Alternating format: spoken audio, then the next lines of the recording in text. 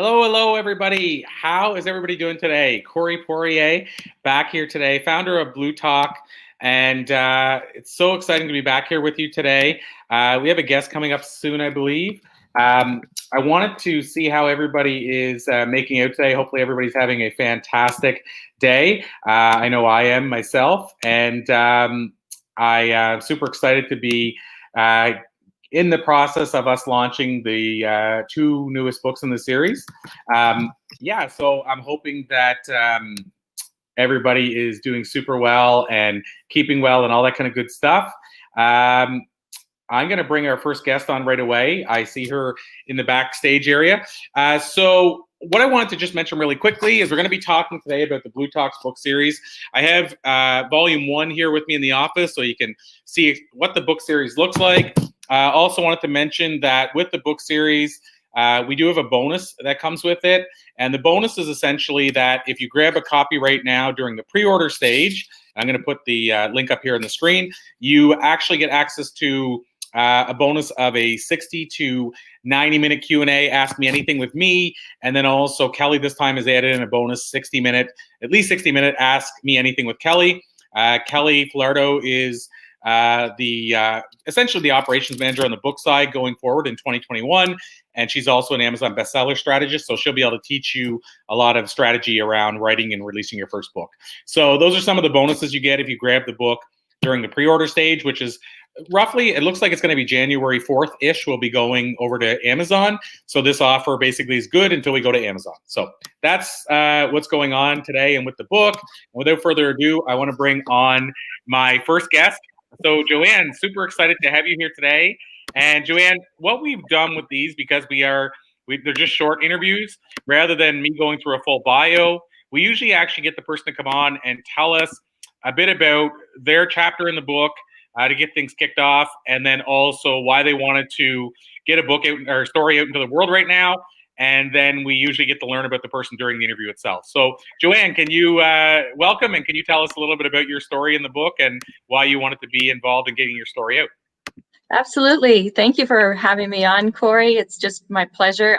It's been really a blast the last couple of days to be on different venues and talking about the book in its entirety and sharing stories with some of the other authors. And I'm excited today to be here talking about my chapter. I'm in book 2, and my chapter is called Knock Knock. And the reason for the name of that book, it was really funny because yesterday in talking to some of the other guests on a podcast, they also used a similar terminology when the truth of who you are is tired of being kept silent or hidden from the world and just starts to, show you in different ways that you need to step into all of who you are. And so my title came to be Knock Knock because literally I was knocked a couple times, like through accidents and different ways. I mean, literally truth came knocking at my door and said, you're living part of your life, but you're not living the mission of why you came into the world. You need to step up and really step into the truth of all of who you are, even if it takes, a lot of courage to do that, because I had a deep spiritual life that I kept hidden from most people. I was in the business world and, known for my reasoning and logic and things like that. So I was very afraid to talk about my spiritual life. And the other part was that I was in marriages with people whose, 2 different marriages in my life, with people whose spirituality and mine didn't line up. So that was also a reason why it was really hard to talk about in public. So, yeah. Well, first of all, I want to say I excuse me, I love that. I love that you finally were able to become the person that you were meant to be, and also, as we like to maybe call it, our woo-woo side, release your woo-woo side. I love that you were able to do that because I feel like one of the worst things that happens to a person, I have a book called The Book of Why, about finding why earlier in life. And one of the things I think for me that's the biggest travesty is when you hear that somebody went almost their whole life, some cases their whole life, without discovering what they were called to do, or, to your point, knowing what they were called to do, but not feeling they couldn't act on it. And so I love that you ultimately decided you had to act on it to be full as a person. So I'm glad you embraced that. Yeah, thank you. You know, a lot of it starts to it begins in our childhood, this idea of keeping parts of us hidden. We don't feel safe. I mean, it can be an acculturation, which mine was, not that I didn't feel safe, but that, you know, children are to be seen and not heard, and things that are, you know, I spent a lot of time. I wrote about it in the chapter. I had a really interesting childhood where I was in the midst of a lot of tragedy, calamities, death, just because my family had an ambulance service and a funeral home when I was growing up. And so it just altered you in ways, you know, and there was a lot of, I mean, talk about a spiritual life. There's a lot of things going on with birth and death and everything in between, that as a child, I remember pondering, you know, pretty deeply, and going out into the woods because sometimes you just needed to escape what was happening. So. Yeah, I mean, I have to say that I can't say that I talk to many people that have the same childhood as you. I remember, you know, from our first conversation about it, it's definitely unique, but at the same time, as you mentioned, it was still probably along the side of spirituality and nature and some of those elements that you embrace today.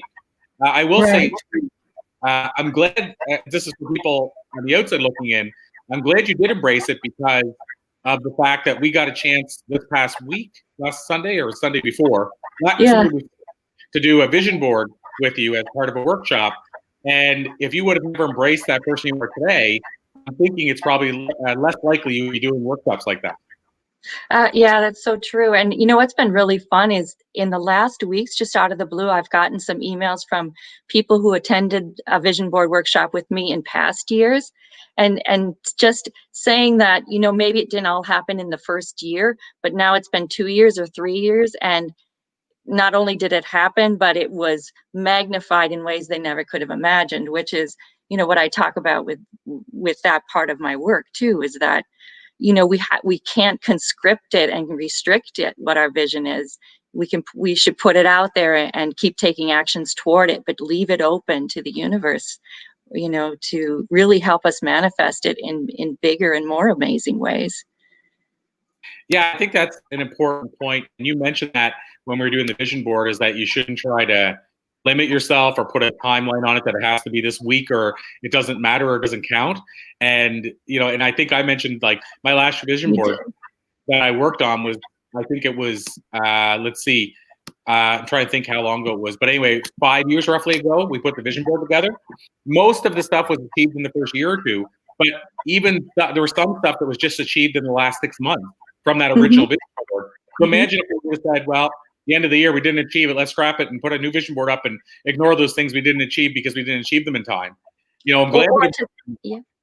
I was going to say, or to say, okay, that doesn't really work, I'm not going to even do that anymore. You know, that because that's something that people could do, but I'm just glad they keep coming back and doing more.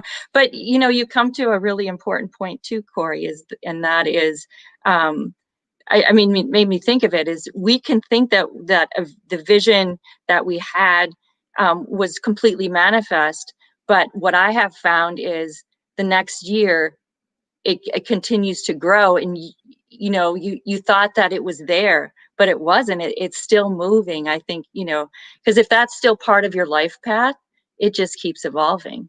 It's beautiful. Absolutely. And now, I guess circling back to the chapter, then, Yeah.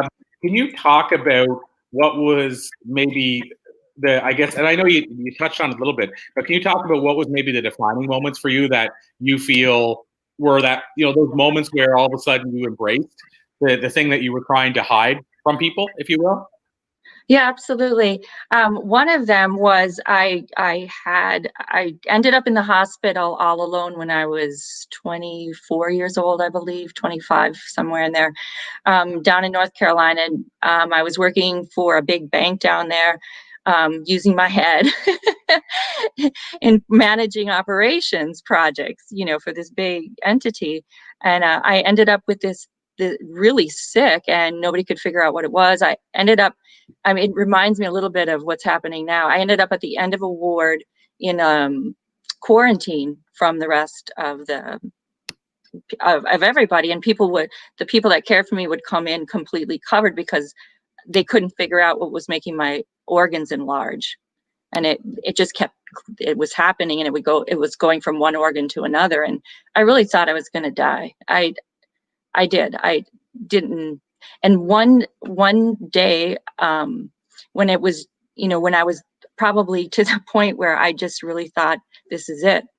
And then all of a sudden this peace just flooded over me. And then I thought, oh, I'm going to die. I have this amazing peace, like this angelic realm is surrounding me and inside of me. And this prayer that I said as a child came into me like, angel of God, my guardian dear. And I just thought, okay, you're here. I'm okay. No matter what happens right now, I'm okay. And it really completely, I can't even describe the peace that it was. It just was amazing, and it stayed with me for days and days. But I started to heal at that point, and a doctor came in, a couple hours later and said they finally isolated the bacteria, and they were going to, start treating it with antibiotics, and that would, take care of that. And, it took about a month before I could go back to work, but that was a turning point. That was a turning point where I really started to re-examine where my path was headed. But I kept going off the grid. I kept going off that path. It's not that it wasn't there. And I started reading a lot, doing a lot more reading and a lot more writing about it, but always locking it down again because I really felt that I needed to be seen in the world. I feel like I'm a seeker for knowledge. I kept feeling I had to be out in the world for knowledge, and just not understanding the depth of the knowledge of the spirit, in all of its fullness. So there were other times I had a couple of car accidents, and then the last time where I literally said, you're just going to have to knock me down because I know you're here. I know I'm supposed to be doing something else. I don't know where to go. And I did, and I came down with a very, again, not that common, debilitating illness that took a couple of years to come back from. And it was really the outpouring that came from it that also made me know that spirit works through so many people around us, that you're just never alone. But literally knock, knock was to me like, I kept shutting the door. The door would be open a little ways, and I would go a little further, and then the door would move further out from me, and they would come knocking again. So, it wasn't the same door. It was like this door, then this door, then this door, then this door. But it just, now it's different for me now. Now every day I ask for that door to be open, and I ask for what can come to come. And often you have no way of knowing where that's going to take you. You feel rudderless a lot, and it's really important to go to that inner compass. That's what I always call it, to say, well, the truth of who I am is my compass, and I will be okay as long as I follow that truth.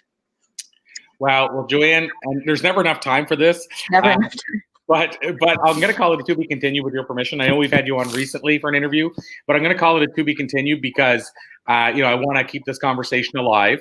But I also think even just a little glimpse like this gives people a really great view into your chapter and into what came to life for you, living what is in that chapter.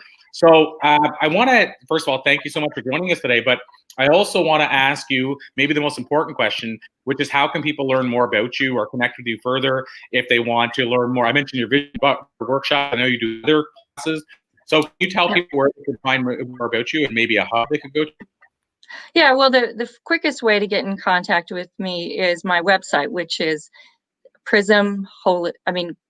prismholistic.com, prismholistic.com. So www.prismholistic.com. You can sign up for, I send out a monthly newsletter with what's happening there. You can get on my email list there. I'd love to connect with you. And I'm also on LinkedIn. You can find me there. I'm on Instagram at J Wenner Prism. I'm on Twitter as well. I can be found in many places. And yes, I'd love to continue conversations with people that are interested. And I have another thing, I'm part of the Wellness Universe, and part of a course that I have been teaching there, which I'm reconstruing right now into something even better. But it's called Compassionate Conversations for a Courageous Life. And I definitely will continue with those conversations, and I invite people into them. I give them once a month, and I'd love to have people join me there. Awesome stuff. Well, Joanne, like I say, this has been an absolute pleasure. I knew it would be. And so we'll send people your way. I did put the websites in the comments. And in the interim, please keep doing the great work you're doing. We'll keep waving the flag for you. And like I said, let's call it a to be continued. Thank you so much. Thank you for making this all possible for me and so many others, Corey. Really appreciate it. My pleasure. The reward is in getting to know everybody involved and watching their great stories come to life. So my pleasure. Thank you so much, Joanne. Thank you. Bye-bye. Awesome. Thanks again. And so we're going to bring our next guest right up. I want to keep this train rolling. So Jenna Pilot, so excited to have you here. Jenna, I'll tell you right off the top what we've been doing to keep it easy, because we get to learn about the person during the interview, is instead of me doing a bio or reading a bio or anything like that, what I've gotten everybody to do so far is just tell us a little bit about their story in the book and what the catalyst was for it, or what made them decide they wanted to get that story out right now. And then from there, we'll actually get to know you a little bit more anyway. Great. Thank you so much, Corey, for this opportunity, and hi to everybody watching. My chapter, Silver Lining, is what I called it. So I'm assuming a lot of people kind of know right away that it was a very life-changing situation that really pushed me into my spirituality, that really pushed me into my authentic self, that really just said, Jenna, you have a choice. The choice is yours. And what are you going to choose to do with this? I feel that silver linings, most people probably have them in their lifetime. And it's usually a hard lesson. It's usually something that's traumatic, that's challenging, that's happened in your life. But the beautiful thing about it is that you always have that choice after that event on what you're going to do with that event. Are you going to learn from it? Are you going to grow? Or are you going to be kind of stuck in the victimization of it? So that's really what I wanted to share with my journey. I was in an extremely violent relationship, lots of shame, I would say, lots of limiting beliefs, lots of pain through my childhood and my adolescence and my early 20s. Really kind of manifested very difficult situations externally for me, and really led me to trying to find happiness outside myself, trying to feel that love outside myself, because I was constantly in a place of never feeling like I was enough. I was constantly in a place of shame. I was constantly trying to make myself feel better. So it was always external. And this situation, this relationship with what I call Mr. Right and Mr. Wrong in my chapter, was a complete turning point for me in my life. Wow. And, there's so much there to unpack. Let me ask you first, like, from your experience of going through it, why do you feel it is that most people struggle with perhaps facing something head on and dealing with something? Like, there's an element of it where we have to take responsibility for it. But I mean, at the end of the day, why do you think, like, if you look at yourself when you were struggling to embrace it or face up to it, what do you feel were the things that maybe stepped in your way, or what do you think are the things that most people it steps in their way, being able to kind of own that and rise to the occasion? Yeah, that's a great question. I think it's multiple things, to be honest with you, because it always starts with how we're feeling about ourselves and our own internal story, right? And with years of, your inner child and building up limiting beliefs, so many of us have that sense of unworthiness, of undeserving. And because of that, because it consumes us, it's easier to stay in that and then make a better choice for yourself, right? So with that comes the huge amount of fear that comes with making a change or a choice for yourself, because all you know is what you were. And we all are full of fear for anything new or the unknown. So many people just stay stuck in that cycle because of that overwhelming fear of moving forward and what they're going to be like and what their life is going to be like and who's going to support them and who's going to be around them still, right? The other thing, I am a true believer in, and I am just finishing my shame practitioner training right now, is that so many of us are stuck in this shame. And again, it starts, especially for women, and it starts at a very young age.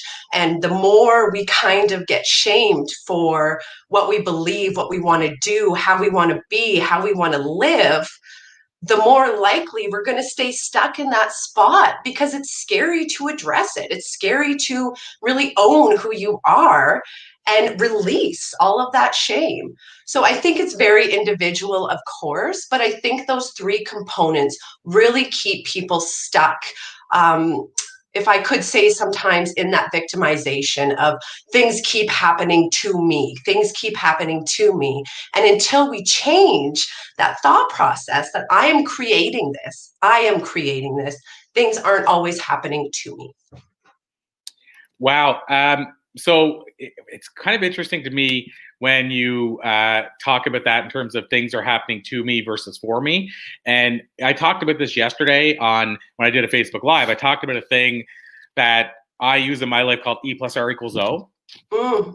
Basically stands for the event that you're hit with plus your response equals the outcome. And the big takeaway for me, well, and I have to say, for me, when I was younger, I didn't get it, but the takeaway of that whole equation for me is that even though we can't change the event, by choosing our response, we still get to determine our outcome. Oh, yes. And we're so empowered of it, right? I mean, yes. but how often as you said, do we say, oh, I can't believe this happened to me again? And, even just like one of the things I think about growing up in Atlantic Canada, we often talk about, I wish I had this, I wish I had that. And there's a little bit of a have-not that we've had for too long, in my opinion. We need to change that a little bit. But having said that, it's even something like the price of gas changes. And people say, oh, I can't believe this happened to me this week. Exactly. Yes. If you let something like the price of gas ruin your week, you need to start making some changes. Exactly. And that's for anything. It's like, I can't believe, I was late, or this person left, or this happened. And it's so much easier to blame external situations and then be like, oh my God, you know what? Maybe there's something with me that I need to check, because that's hard for people. It's hard to admit that, right? And it's hard to make that change. So the easy way out is to blame every single thing else than ourselves, to be honest, and our thoughts and how we're thinking and how we're presenting and showing up in the world every day, because that's huge. Like in the chapter, I gave my thanks for this Mr. Right, Mr. Wrong. I gave forgiveness, not for him, but for me. And that's why, because I was able to shift it and not be stuck in that victimization of, why does this happen to me? Why is this pain always happening to me? It was about, what is going on inside of me that I keep attracting all of these negative situations in my life. So it sounds like, and I think I know this answer before I even finish the question, but it sounds like there's some inner work involved in this as well. There is so much, there's always inner work involved, isn't there? Yeah. But yeah, I mean, I spent, that situation, my silver lining moment happened 6 years ago now. And honestly, this is the first time I'm even really talking about it, right? Because I needed to dive into my internal change. I needed to figure out what's going on. And that doesn't happen overnight. And it takes commitment, and it takes bumps, and it takes step forward and step back. And, it's a cycle, but it's so worth it. And so many beautiful things start happening after you prioritize yourself and figure out what is happening, body, mind, soul, within yourself.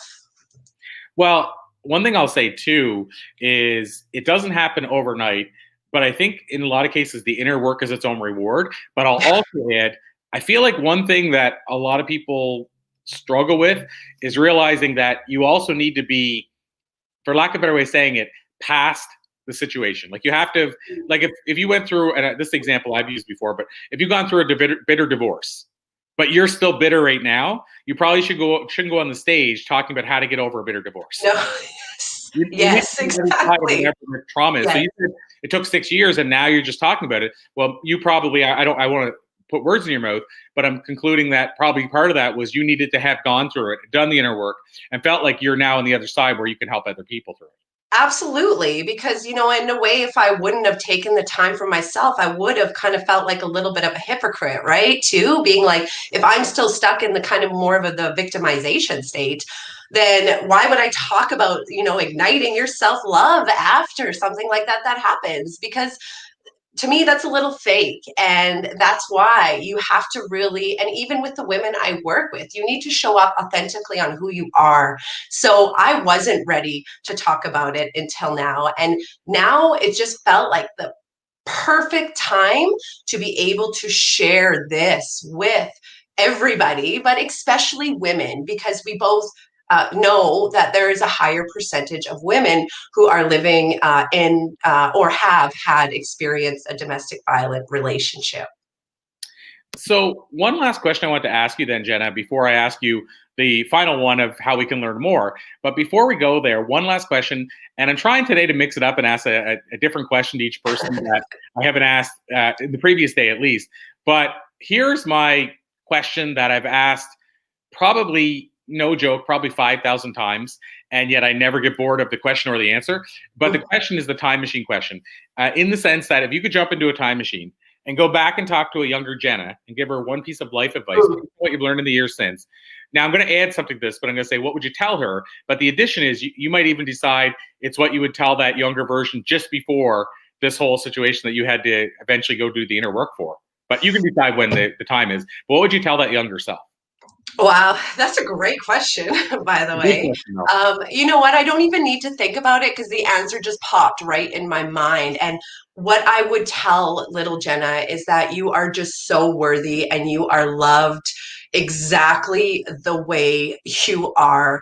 And that is what I would take the time machine right before my Mr. Right and Mr. Wrong. And I would say exactly the same thing. You are so loved exactly the way you are. You are worthy and you are deserving, because those were my biggest limiting beliefs. Those beliefs drove me into years of pain, shame, and even now, still, and when I'm feeling off, because none of us are perfect, it's still, step forward, step back sometimes. I'll still make a point to talk to my inner child, give little Jenna a hug, and just be like, you are worth it, you are deserving, and you are loved just the way you are. Love it. I will say you're in good company, because if you watch my third TED Talk, it's on what would you say to your younger self? It's a 5-minute talk. And people always say to me, what's the main message? Since I've asked the question so many times. And that's the main thing. And this is, from the top influencer, who's maybe influencing 5 million people a year to people that are just starting on their journey. The most common thing that people who have had wisdom to look back at it, almost always what they would say is the crap that you're worried about right now won't matter in a year's time. And then secondly, don't change who you are or the path you're on, because you won't become the great person you're going to become. Yes, yes, that's powerful. I love that. Yes, yeah. And I feel like your answer is somewhere between the two of Yeah, them. absolutely. So I said very simple. I always like to be somewhere in between there, you know? Love it. So Jenna, the last question, most important, again, we'll call it continued, never enough time. But the last question is simply, how can we learn more? How can we find Jenna if we want to connect, reach out, all that kind of stuff? Yes, so please, I am on Instagram at I Am Everything Women, Facebook under Jenna Pilot. I have Everything Women business account, and an I Am Everything Women group on Facebook. I'm also currently, if I could just quickly take a plug, I'm also currently launching Ignite Your Self-Love course at the end of January, and a Empower You course at the end of January. That's really focused on goal setting, because sometimes I think people set goals because society tells them to, and they're not actually setting the goals they want to. So please come check me out, come join, follow me, chat, reach out. I just absolutely love meeting everybody, but especially amazing women. Awesome stuff, Jenna. This has been an absolute pleasure. I knew it would be. I said, I'll call this to be continued. I know we Thank barely you so scratched the much. surface. Oh, my pleasure. Thank you. And Thanks, Corey. 100% thanks, Jenna, and thanks for joining us. And we'll keep waving the flag for all the great stuff you're doing. Awesome. Thanks, Jenna. So I'm going to immediately bring on our next guest, Heidi. So great to have you here. And I want to make sure we maximize your time, so I want to jump right on. But Heidi, can you tell us, you kind of heard what I said with Jenna, I believe, but can you tell us a little bit about your chapter in the book, why you want to get that message out, why it's important, all that kind of good stuff, and then we can dive a bit further in? Sounds good. Thanks so much for having me, Corey. And it's a pleasure to meet you. This is actually our first time connecting live in this COVID world. So thank you. It's an honor to be here today.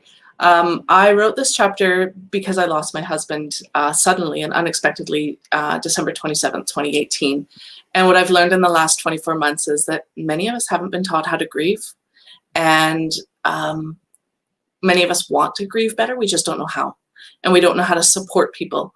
And so I believe that grief is a part of life. We need to. We're all walking around right now grieving, but we need some skills and some tools to do that and to be able to support each other. So many people walk through grief in isolation and alone because they're so disconnected due to their loss that they need connection, but because we don't know how, people say crazy things, the really sad platitudes of, oh, I mean, I think it was about 3 weeks after Mike died, somebody came to me and said, oh, don't worry, Heidi, you'll find love again. And it was like, I'm still in love. Like, it's not even the right time to say something like that, right? And I'm a young widow. Mike died the day before my 40th birthday.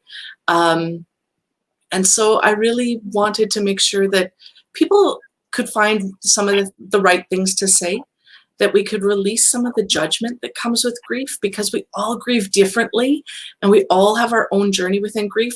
And that's where judgment comes, as somebody does it differently than us and we think, oh, they should do it this way. And that's not the reality.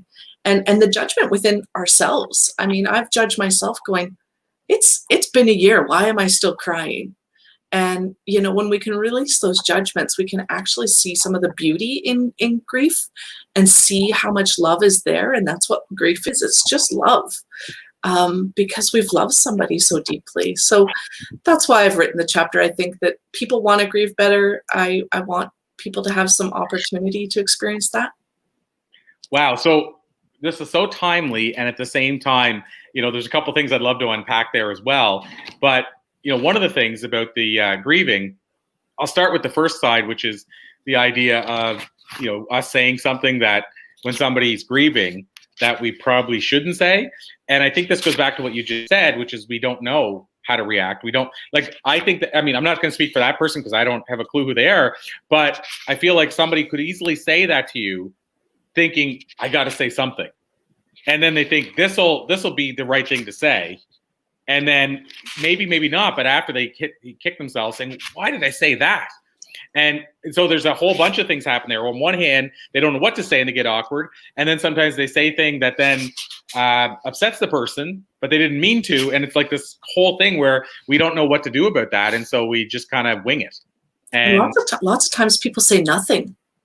And because they're so uncomfortable, they say nothing. And you're sitting there going, do you not realize that my world has completely stopped? You know, and so that silence can be really awkward as well. And people, I've had people say that, like people that were close to me, they didn't know what to say. And I was like, you do know that Mike died 3 days ago? And they're like, yeah, I just didn't know what to say. And it's like, that loss of connection is so critical at such a critical time, right? And it's a loss on both parties, not just for the griever, but also for the supporter. And it's so necessary to allow for connection at a time when somebody is feeling really disconnected. Yeah, it's 100%. I mean, so this is the secondary part, as I was going to say. I understand both sides because I just went through 2 situations related to death, and in one case, it was my aunt who, a shout out to her. My father wasn't a really big part of my life. He was in and out, but my aunt, which is his sister, always made sure I felt like I was her nephew. Not like nephew through marriage or anything like that. I was her nephew. And so she always made me part of the family, even though I wasn't on that side of the family as much. And so she was a really big part of my life. And after I moved back home, she lived really close. And I'd see her and we'd say hi. And she worked at a local dairy bar. And so I'd see her when I went for ice cream and stuff. And we'd message every now and Facebook every now and then. But my point of the story is she passed away and her husband was in the grocery store and said, I don't know if you heard about, and I'll, enter her name. I don't know if you heard about her. And this is her husband. And by the way, she hadn't passed yet. They found out she had terminal cancer and had like 2 weeks to live. And so he's talking to me as plain as day, like meaning, and just casual about it. And I don't know what to say because I'm like, should I be that casual? Or is it because maybe he hasn't grieved yet? And so like there was all things going through my head. And again, same thing. I mean, my whole goal was just not to say the wrong thing. And I don't know if that should be our goal, but that, like meaning we should probably know what to say so we don't feel that uncomfortable. But for me, so like for me, Corey, I find that when somebody says, I'm sorry for your loss, it stops that connection right there. Because it's like, okay, I've heard it 1,000 times. But so now what I say to people is, wow, that's a really significant loss. I want to acknowledge that they're experiencing a loss. And if I know the person, I'll say, I really, I loved, like a friend of mine, her husband died about 6-7 months ago. And I said, I worked with her. And so I didn't actually meet her husband, but I said, I really loved when when you told stories about your husband because your eyes lit up and you sparkled. I could see how much you love him. And it allowed for connection. Even things as we move into the holidays. Turn around. If you know that you're going to be spending time with somebody who's going through a loss, ask them ahead of time while you're planning. Hey, what can we do to honor your person? Would you like us to light a candle? Maybe have a photo there. Is there a favorite food that we want to have that person loved? Do we want to sit and watch family videos? And then also be flexible on the day because grief is not a planned event. And they may wake up in the morning and feel like they've been hit by a truck and what's been planned isn't possible for them. And just respect and love them exactly where they're at because they're doing the best they can. Well, I said, and I so agree with all that. And I said that there were 2 things that had sort of popped up right away. I mentioned my aunt, but more recently, as in last Thursday, so not even a week ago. Very recent. Yeah, somebody, so it was a person that I grew up with, and we were kind of acquaintances at different parties and different get-togethers throughout the years, but he was also a really close friend to a lot of my really close friends. He just passed away at 43, and 2 children, a new love of his life in the last year and a half, and he had some, there's a song that he just put out, and he went through a lot of challenges in his life, but he had just embraced that, and he has a song just put out called The Devil You Once Knew Now. So I'm not the devil you once knew now. And that, and it just was, I think was shocking for the whole community because of his age and just nobody saw it coming. But same scenario, like you can see everybody's trying to come together, and on where they're really, I'm seeing a lot of it is on his Facebook page. People are posting his videos and music and stuff like that to try to honor his memory. And because that was his love, was the music. But you can see that people, when they're typing the message, you can tell even just within their message, they're unsure if they should be saying this or should be saying that. And so I think it is an area that we never talk about, but everybody finds awkward. And while I think of it, I'm going to put his music video in the comments so we can get his song. But yeah, I mean, so I guess that's the other thing. How do you feel we can, if we're not the, like in this case here, I mean, he had a girlfriend, again, a year and a half, and she's grieving right now. But how can we as the community that's trying to help that, are we doing, you know, is it the right thing that what we're doing is just sharing his memory and stories and stuff like that? But is there something we should be doing in your opinion or what you experienced to make that person more comforted? Or are we already doing that by sharing his message and his laugh and how great of a person he was to so many people and stuff like that? I'll be really honest, talk to her, ask her what she needs. But also honor your own process. So if sharing that story on social media or on a condolence page helps for you to grieve, then do that. For me, I found all the condolence messages and we created a memory page for Mike. I read those because it allowed me, I only had Mike in my life since 2014. And so it allowed me to see pieces of him that I hadn't yet got to experience. And I got to see relationships that he had had. He was a retired fire veteran. I got to see relationships that he'd had for 30 years that I wasn't privy to before. And so it was a blessing for me, but some people find it hard. I would suggest that one of the best gifts I got was the day after Mike died was a Costco-sized pack of good Kleenex, because that was very vital. And I found that when people offered to support me, that they offered and they honored their commitment. It was really hard when people said, you know, let me know what I can do. And I had to reach out and ask because I wasn't in a state where I was really good at asking for help. So say, hey, let me know if I can bring over food. There's a website called mealtrain.ca. You can organize with her to say, when do you want meals dropped off and what kind of food intolerances do you have? There's even just saying, you know, can I come over and shovel your snow? Can I come over and mow the lawn? Can I pick up groceries? Going to the grocery store is absolutely so hard for so many widows because they go and buy all their spouse's favorite foods and then go home with them and go, I don't eat this. This is his. He ate the package of Oreo cookies in a day. And so, you know, honor the commitments that you make and offer. And if you can't honor the commitment, find somebody who can, because it makes the person feel like they matter at a time when so much is lost. So, you know, it makes me think of what you just said as far as that the commitments that people offer. And I will say that on social media, I see a lot when somebody is passed and somebody else is grieving, you see the post, if I can do anything, just call me. But to your point, I wonder how many of those calls ever happen.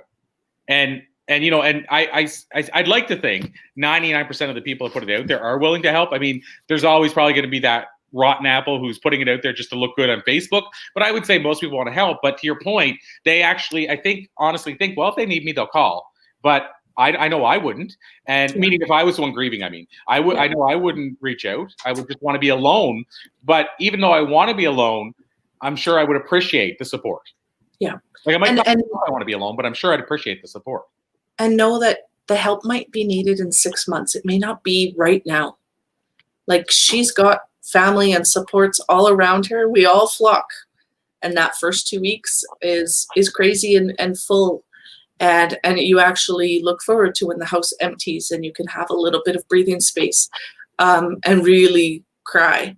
But realize that follow up in 3 months, follow up in a month, just because the silence gets deafening, especially in the evenings and especially on the weekends when the world is still spinning, but your world is quiet because the person that used to sit beside you isn't there anymore. So powerful. And this has been all amazing. I have to say that we had somebody comment, say really wonderful suggestions to help others who are grieving, and grief is love. What a profound statement.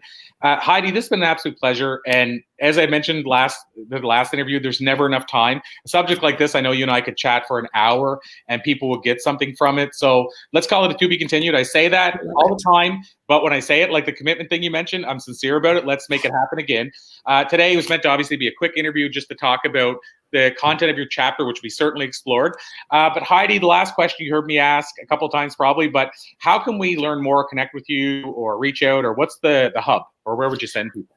Head to www.heididunstan.ca, or I do have a Facebook page. I have an upcoming book coming up in 2021 called Lean In. So it's Lean In Coping with Grief on Facebook. Check it out. I often post tips and things to say, or even things for grievers to really think differently about. And so it's a very compassionate space.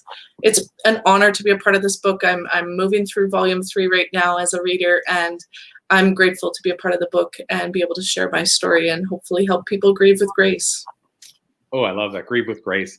Thank you so much, Heidi. The work that you're doing and the story that you shared is so important. And I see it myself. Like I say, it's timely for me because my aunt, that was maybe 2.5 months ago. This other gentleman who I went to school with was just a week ago. I mean, very timely for me because it is the struggle. What do you say? How do you respond? All those kind of things. So I love the work that you're doing in that area. And so, yeah, we'll send people your way. And thank you for all the great stuff you're doing. It was an honor to have you in the book. And I'll finish by saying to be continued. Awesome. I look forward to it. Thank you, Corey. You're a blessing in my life. Oh, thank you so much, Heidi. Heidi, the feeling is 100% mutual. Have a great day. You too. So I'm going to bring on our next guest right away. I'm going to keep, as I said earlier, the train rolling. Theresa, so excited to have you here today. So excited to have you in the book and all those kind of great things. I'm not sure if you heard, Theresa, what we've been doing, but basically instead of me doing a bio, traditionally what I would do with a longer interview, I'm basically getting people to tell us a little bit about their chapter in the book and why they want to get the story out, and then just diving in with a Q&A from there. So Theresa, can you tell us a little bit about your part in the book and why you want to get that story out? Absolutely. Thank you so much, Corey, for having me. And I'm so delighted to be here with you in this interview, and also just love everything that you're doing with the book, bringing stories of, just real honest, raw and real, and about business life in the universe. My story is one of many of my stories, but it's all culminates in finding our voice. Our life experiences bring us places that can be very difficult, and so we protect ourselves. Our society, our culture wants us to act a certain way, be a certain way, and my particular chapter is about finding my own voice so that it's encouraging to others to find their voice and live their life. Part of that is exploring curiosity and wonder and exploring the inner creativity that each of us have, but we either have been shamed or we've hidden it for whatever reason. So I'm an expressive arts facilitator, and I just really want to encourage people to be their wilder self, to find that wildness in a way that supports their well-being and supports their health. And it usually gets pushed to the side. Like creativity is like, oh yeah, I'll get to it. But it's what enlivens us. What we find, the things that pique our curiosity, that pique our wonder, that need for the brain to find novelty in life, to encourage that aliveness. So that's basically my whole chapter is about just a little bit about me and my own struggles with finding my voice and living a life that, was expected of me. I was supposed to be the happy person. I was supposed to be the happy wife. So all of that, and yet there's this motivation, there's this drive in me to not only continue to find that aliveness, but to offer it to other people, encouraging and supporting and promoting that well-being. So this brings up an interesting, I guess, jump-off point or follow-up question to that is, why do you think most people in your experience and what you've seen struggle to find that sort of wild side or inner child or their why, or whatever title we want to put on it? Why do you think most people struggle with that? I believe most people from a very young age are either shamed by whatever life experience they've come up against, or their caregiver, their guidance, their authority figure has either dampened their idea about themselves and how to encourage that creativity and continue in that creativity. There was a study done where the 5-year-olds, they knew they were artists, But after that time, there's this idea about fitting into cultural norms, fitting into society. Art or creativity doesn't make the money. So, or, being told you don't have a voice, or you're not good at art, like being told things that either shame us or cause us to protect ourselves. Like, this is a natural protective mechanism. Most of us are wearing these masks because we want to belong. We want to be seen and heard, but we also want to belong to the society and culture. So it's difficult to move past and move through that very protective mechanism, which is a natural response. So there's nothing wrong with the natural response, but if we carry it into every aspect of our life, it really hinders our growth and development and wildness. I love it. And so I guess the other side is, are there some things that you've seen that seem to bring that out of us more, or give us that confidence, or in other words, some strategies that you've seen to help a person sort of dive into that, that sort of inner child? Yes. It's a very gentle process. Not very many people will just dive in. We'll do a deep dive. It's mostly okay, I'm going to dip my toe here. I'm going to dip my toe here. And mostly it's just about inviting curiosity. Like, what are you curious about? If you're curious about neuroscience, that's just as creative. If you're curious about astronomy or astrology or whatever it is that piques your interest, I help guide people into whatever that is and whatever works for them.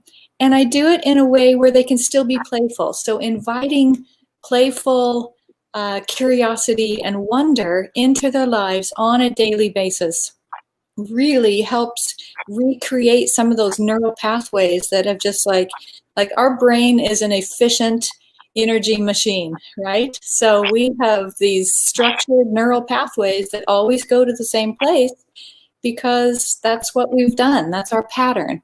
So to get out of those patterns, we need to invite just one simple thing into the day that might be a little bit out of our norm. And then if we can handle that, if our nervous system is saying, okay, I can play with this a little bit, then we invite one more thing. And just so it's a dip your toe into this, splash a little bit of paint on that.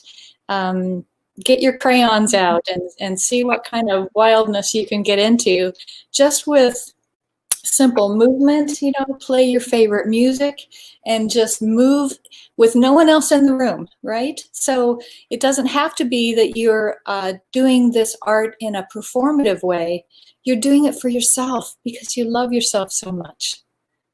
I'll tell you what popped into my head when you were saying this is my girlfriend and I and my two sons, excuse me, now I'll say that and then I'll backtrack. One of my sons is 5 months old. So I'm going to say he's included, but he's not actually actively doing it. But we do a Friday night dance party. Oh, and perfect. Yeah, well, when you started talking about, move like whatever, no one's looking in that, we're doing it like nobody's looking because it's within our family that's there. So we're not thinking they're judging us. But my son's 3.5. And then my girlfriend and I were the active ones. The 5-month-old is just kind of looking at us, laughing and smiling and giving us weird looks like, what are you guys doing? But my 3.5-year-old pushes the 5-month-old little chair that he lays in. He pushes it like he's dancing too. But I have to admit, we didn't do it last 2 Fridays, because we had company over. We got to get back to it because it's been like 2 weeks. But basically, we do a dance party and we put on records and we just kind of randomly pick the records based on what our mood tells us to pick at the time. Perfect. And then we play them and all dance together. And I have to say, I think for all of us, it's been extremely rewarding. Oh, that is so great. I'd love to know more about how you started this little tradition, but I help guide families in doing just that. I have drum sessions for families where everybody can just beat on their own body just to practice doing something that's a little bit more free. Movement is life. So dance, so encourage movement of any kind, whether it's walking or running or jogging or yoga, but dance is my favorite for sure. Dance, and of course I love singing. And I love to invite the voice to play with us, not in a performative way, but just, put a little bit, if you have any of your songs that you're dancing to, if you want to start screaming to them or shouting to them or adding a little bit more vocalization with that, that'd be, that one more step that might also encourage more creativity. Well, I'll tell you, I think a big part of it for me, I can't speak for my girlfriend or my kids. I think for my girlfriend, a big part of it was having children is what got her to be that. She wanted to, I feel like it's like she came alive because she's like, I want them to be themselves and out there. So I'm going to do it well. And I'm not going to worry about what people think. For me, I think what helped and happened is that I'm a musician, a singer, songwriter, stand-up comedian. So I think I haven't been getting those outlets in a long time. And I feel like for me, it's probably just what I've been wanting to do anyway, but haven't been doing. Yes, yes. And I will say, because music has that great ability to do this stuff, but our 5-month-old, we discovered that if I sit there and play guitar in front of him, he comes alive. Like it's like his eyes like go this big. His smile is huge. Like he really digs music. But and I've also discovered that there's a difference in me playing the music and looking at him while I'm playing. Yes. Versus if I'm just playing the music and with my back to him. Like in other words, I noticed he actually needs all the senses to be working.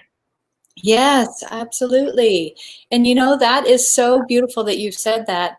This thing about needing human connection, babies already have that natural ability. They are drawn to this, explorative mode, curious and wondrous. And when you connect with them with your eyes or just with your sense of being, your love for him, that is like modeling for him what it is that you enjoy. Like as children, we need that modeling where it says it's okay to sing and to laugh and to enjoy this life that is just so beautiful and so full, and so it's actually so available to us. It's just like setting up a dance party and then doing it.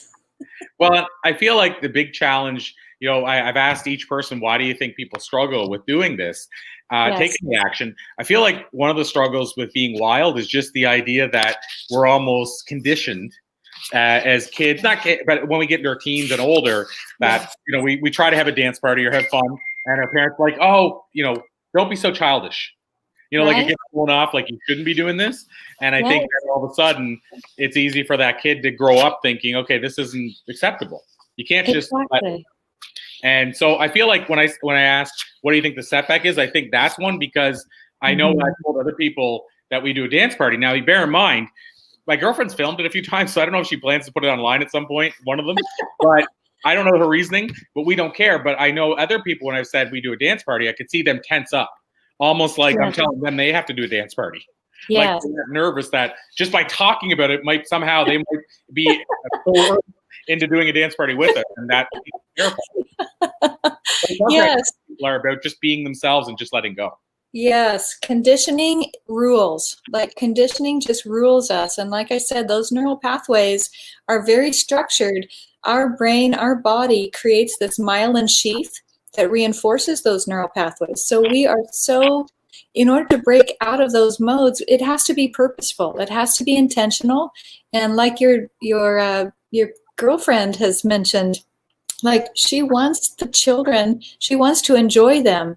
And youth is like so fleeting, right? So enjoy them and remember to enjoy life. Like I think a lot of people, because life, we experience many challenges, and because life can be so structured, and because it can be, if you're not fitting into the box, it feels uncomfortable. There's a lot of discomfort. So you have to really play with that idea of movement. Like, of course, yoga is huge now. It didn't used to be, right? So gradually it has become much more mainstream. Well, let's make the dance parties as adults much more mainstream, not necessarily in the bars, but let's bring it to the family.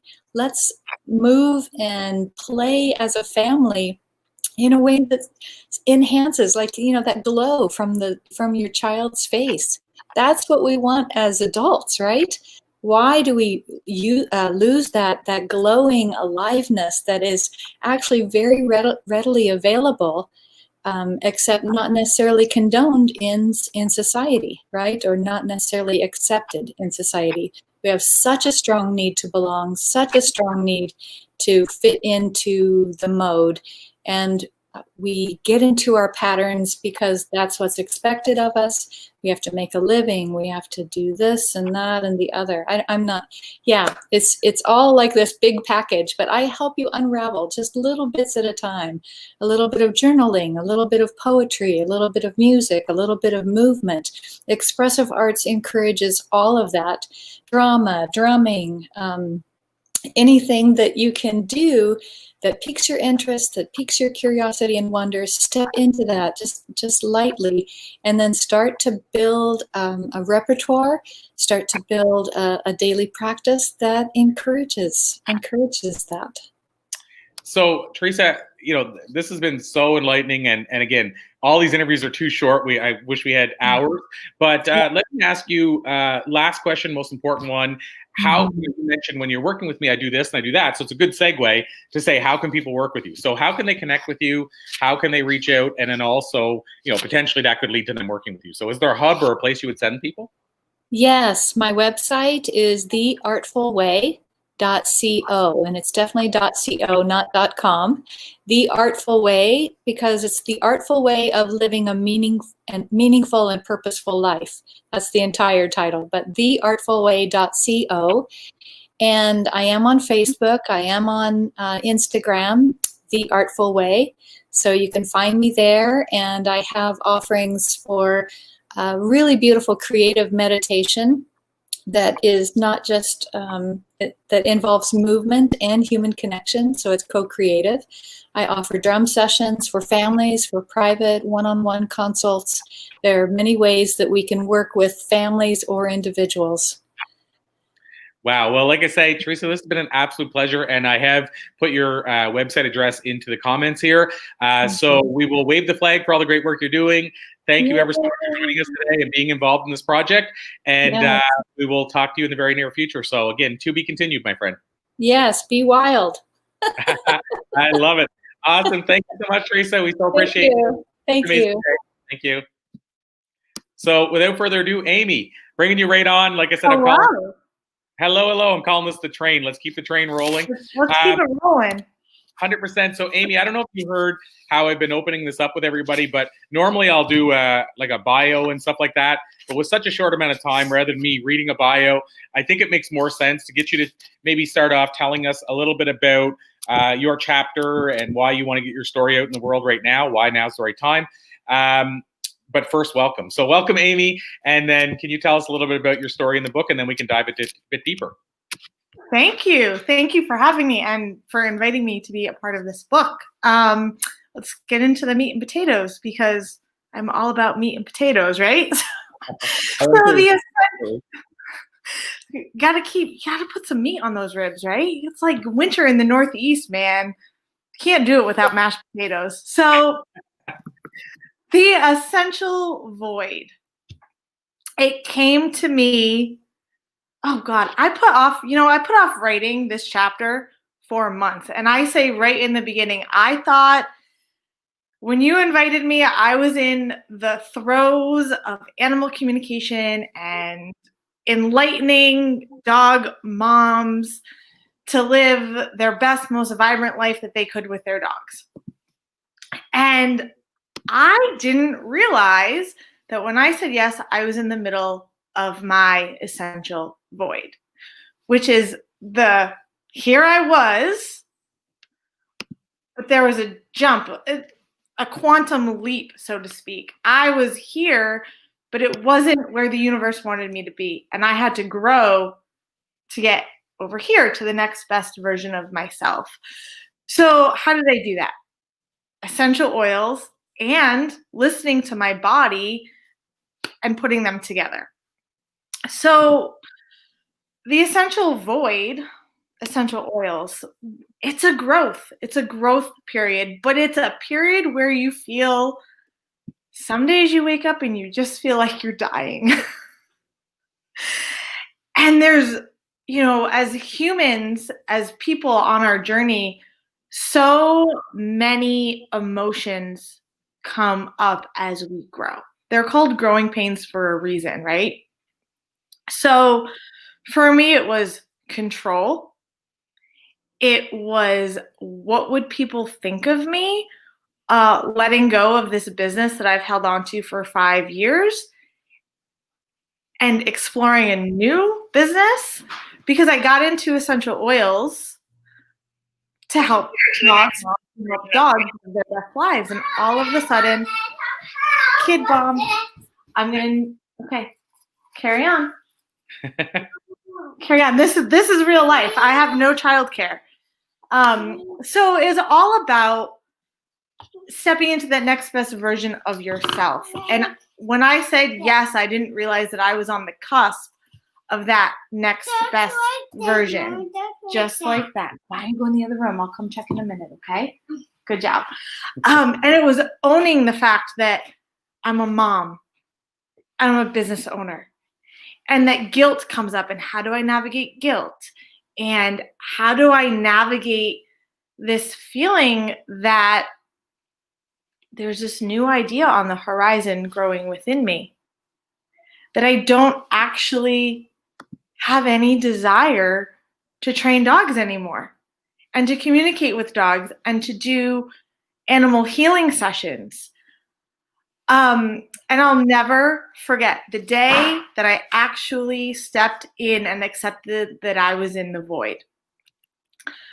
My husband had just gotten a new job, and he came home from work and he was late. This was back in the spring. He was late, and he wasn't like a half an hour late. He was like an hour and a half late, and it was a Saturday.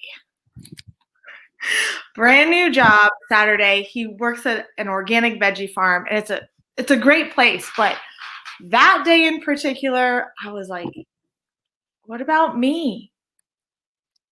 What about me? And then I sat down. I said, what about me? Because we moved into this house in 2019, and we were going to build a dog kennel, and we were going to rework how dogs are kenneled while their owners go on vacation, and it was going to be a retreat center, and it was going to just be magnificent, and we were going to rewrite how owners retreated with their dogs or without their dogs. I was so just beside myself that he was late, but I wasn't actually mad at him. And he walked in, and my pain body was like level 10, right? And then I looked at him and I said, I don't want to build a kennel. Just like that. So afraid that he was going to judge me for not doing what I said I was going to do. But we get to wake up every single morning, and we have the opportunity to change our minds if it's not working.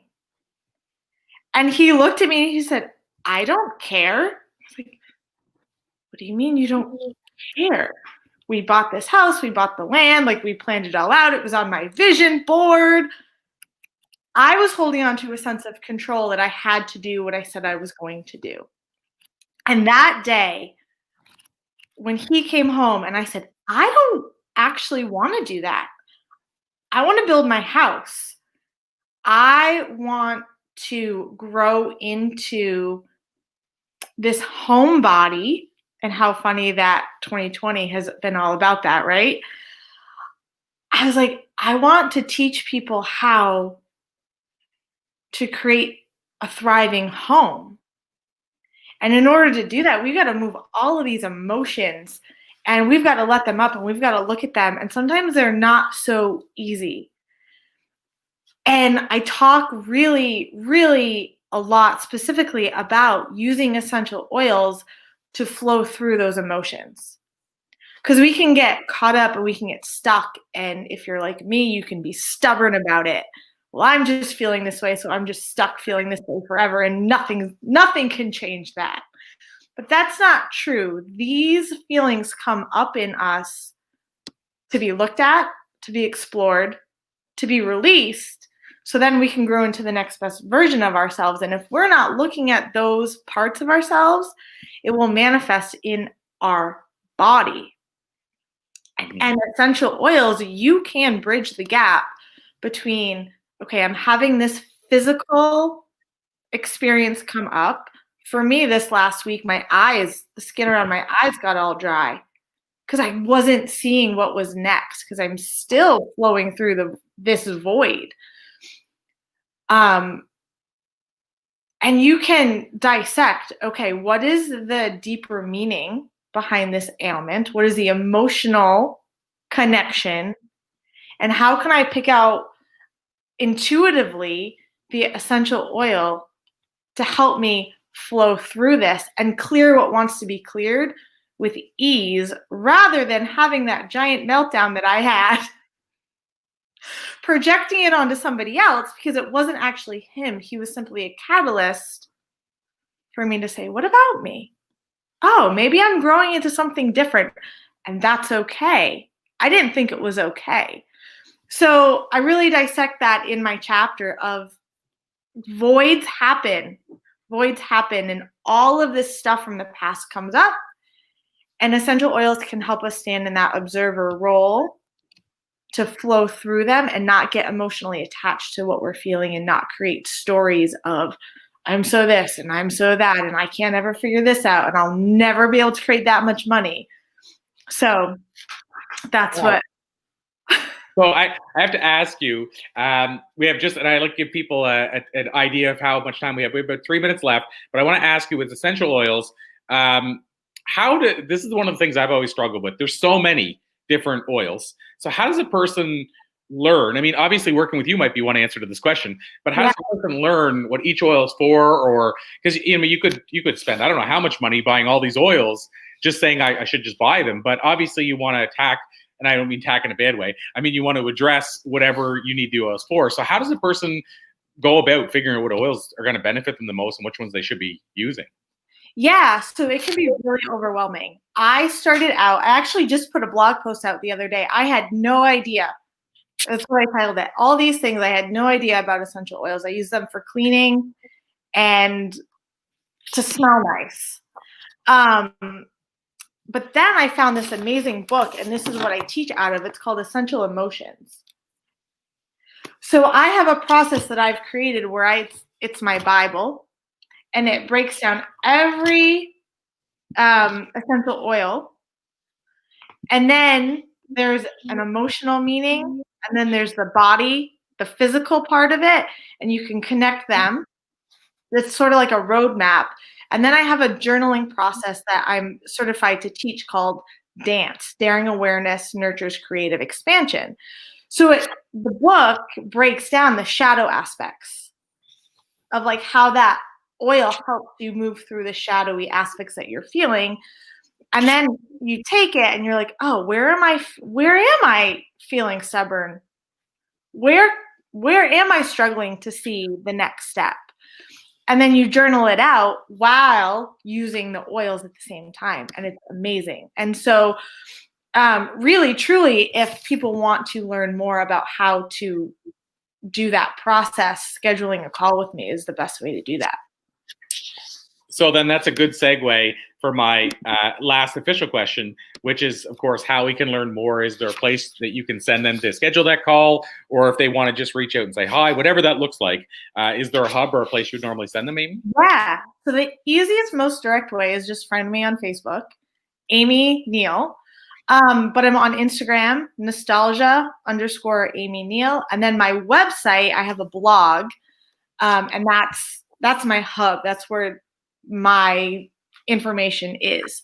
nostalgiabyamyneal.com. And it's a mix of home life, DIY, because we live in an old Queen Victorian in Massachusetts. And so I'm renovating that, documenting it. And then it's a mashup of the renovations, teaching you guys how to do the renovations, essential oils, using them in all of the ways, and of course, cooking and baking because food is really to my heart. So it's not just essential oils, but that's one big facet of my website and blog. Wow. Amy, this has been so amazing. And it's been so cool to see a part of your journey, because when we met, you were really heavily focused on, as you said, on the dog whispering side. And it's so cool to see that growth, because I don't believe anybody should keep doing something which is not feeling for them like something else is. You know, if there's something else calling to them, I don't think it's healthy for anybody to keep doing the thing that's not still calling to them. But I also know where it's tough. Like, for example, I've been a paid speaker for 19 plus years, and I still love speaking. However, I'm okay with this year not traveling to speak, but I feel guilty about it. Yeah. And I've worked on that, but I felt guilty because why am I not, I should be mad that I can't go out and travel to speak, but I'm actually not. I'm okay with it. Now, you could say it's because I have 2 children, but I don't even think it's that. I've been doing it, traveling over 20 years, speaking, traveling for 19. And I feel like it's just, I love it and it'll always be a part of my life, but I feel like it doesn't have to be the main part of my life. And this year, pre-COVID, even maybe late 2019, showed me that. Like, it was time for me to help other people take the stage, get their messages out. And so I've really leaned into that. And so I totally, same idea. I wouldn't stick to something. I stayed a little bit longer doing it solely, again, because I felt guilty moving on from it. So I totally get when you say you had the guilt. I'm letting somebody down, or I'm leaving a commitment or something. Yeah, I felt like I was letting dogs down. If dogs didn't have me, what do they have? But at the end of the day, it didn't matter what way I did it. The universe was saying, not for you anymore. Not for you. It was the push that got us to this house. We never would have found this house if I never did that. So I love that you recognize that, and I love that because I'm a big believer in synchronicities. I've grown into believing in them like in the last few years, but there's a great example of, if that synchronicity didn't happen, if you having that whole part of your life that was dedicated to dogs, you wouldn't have went in the journey toward that house, and it wouldn't open up the journey. So love it. It had to happen. Amazing. Thank you so much, Corey. Always a pleasure, Amy. And we'll call it a to be continued, as I've been doing all day, because I know we barely scratched the surface. So let's dive more into essential oils in the very near future. Let's do it. Sounds good. Thank you so much for being a part of this, and thank you for your story and commitment and your sharing in this journey as well. Awesome. Thanks, Amy. Bye. Okay, let's keep rolling. So, Rhonda Huff, so exciting to have you here today. And Rhonda, I've said this to everybody just to kind of give them sort of to open up and set the tone. But what I've been doing, rather than me reading a bio to kick things off, is I've been asking people to tell me a little bit about their chapter in the book, and why they want to get the message out right now, why it's important to them. And then what we've been doing is diving in from there, and we get to know the person, as you probably just heard. Anyway, so Rhonda, can you welcome, first of all, and can you tell us a little bit about your chapter? Hi, Corey. So nice to see you again. And yes, my chapter is called An Impactful Path. And I chose that chapter because we all have a story. Everyone that's reading your book has a story. Everyone that's in your book has a story. And those stories can be powerful, and they can have an impact on other people coming behind us that have been through different things that we have and similar things that we have. And so when I first started writing the chapter, I was kind of writing my personal story, and I had a couple of friends to read it, and they thought, it's really kind of dark. Because I've had some stuff. And so I decided, how do I take that stuff and just turn it into getting beyond the stuff? And so I came up with 3 ways to get beyond the stuff. And that's kind of what the story encompasses, is just being authentic with your journey. Change will only happen when we can accept where we are, when we can love ourselves where we are. And then when we can be truthful about where we are and about how we're impacting other people at the moment anyway. And then once we become authentic with our journey and really stepping into our truth, then we can step into boldness and stop hiding. So a lot of what I had done in the past was kind of wear the mask, kind of hide behind my accomplishments or my grades or what I was doing, and not really letting people know the struggles that were going on underneath the mask. And so being bold enough to step out from under that mask and say, you know, my life is not perfect by any stretch of the imagination. And I have a feeling that yours isn't either. So if what I'm going through can help you, then maybe I need to be sharing that part of me as well. And then always coming back to finding that center. Like right now, I'm in the center of moving boxes and crates and packing paper, and just everything is just a shambles in my apartment right now because I'm getting ready to move. But I still have to, even amongst the chaos, I need to be able to find my center. And so just kind of talking about those three things became my story for the book, because I felt like no matter what someone's story is, if they do those three things, if they're authentic with where they are, if they're bold enough to step out and truly be themselves, and then if they can still come back and find their center, they can get through anything. So this is a question I usually will follow up with when somebody is talking about something as important as this. But why do you feel so many people struggle with it? You know, the opposite of that is, why do you feel so many people struggle with being open and being authentic and being vulnerable? Because that's a big part of it too. But why do you think so many people struggle with it? Fear, probably. You know, it's hard to know that someone could possibly judge you. And so the safest way to not be judged by someone is just to not really let them in and not let them see the struggle. I think social media, you know, social media is great. I have friends all over the world, and I would not be able to keep up with them without social media. But at the same time, I think we forget that social media is everyone's highlight reel. Mm-hmm. And that no one's life is like that all the time. And I think that it can get to us on a subconscious level that maybe we don't even know is happening. And so I think the fear of being judged and the fear of not measuring up to someone else's highlight reel keeps us from being truly authentic. It's funny when you say the highlight reel, because one of my Blue Talks, my early one, was living the unfiltered life. And the reasoning for me doing the talk is because it bothered me that so many people seem to be living in a filtered life, where they, you know, I use the analogy or the example of somebody filming in front of a mansion saying, you know, oh, we this year is our best year ever, and I'm only 20 and I did this, I did that. And what we don't see is when the camera goes off and the real owner of the house says, get off my lawn and stop filming in front of me. You know, that's the part we don't see. And like, you know, there's lots of cases where somebody's using an ad on Facebook of them in front of a car that they just stood in front of when they're walking downtown from years ago. And so that's the filtered life, as you said. We're not seeing all the in-betweens. You know, Seinfeld, what I loved is the show was about nothing, right? We're not seeing all the nothings that happen in between. And nothing, as we've seen with that show, can be very dramatic stuff. But what I mean is, we're not seeing, as an example, somebody who's bragging on social media because they just bought something. We're not seeing when they run out of gas and don't have the money in their account to buy the gas. You know, we're not seeing that stuff. And it makes me think how I'm going to say it this way, how big of an influencer somebody could become if they literally were able to say, here's, you know, whatever their brand is, but 365, and it's their real life. And they post the good and the bad and the highs and the lows. I mean, I know there's some people who do elements of that. They'll say, here's my no filter. Here's my picture without makeup. Here's what life looks like, you think, to me. And here's what it really looks like. But I mean, actually live it. Like every day, just post and say, here's what I went through today. Here's my challenge today. Here's my success today. I think people are craving that desperately. Right. So in other words, the irony is most people aren't willing to put it out there because they're worried they're going to get judged or they're not measuring up to the perfect life they see as somebody else. But I actually think we're desperately wanting to see the real. The real. Mm-hmm. I think you're right.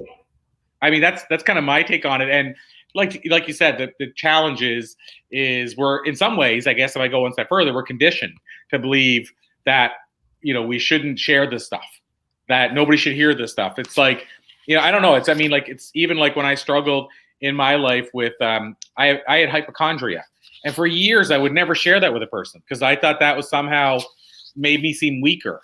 And for those that, you know, listening that don't know what it is, because I wouldn't have known what it was until I had it.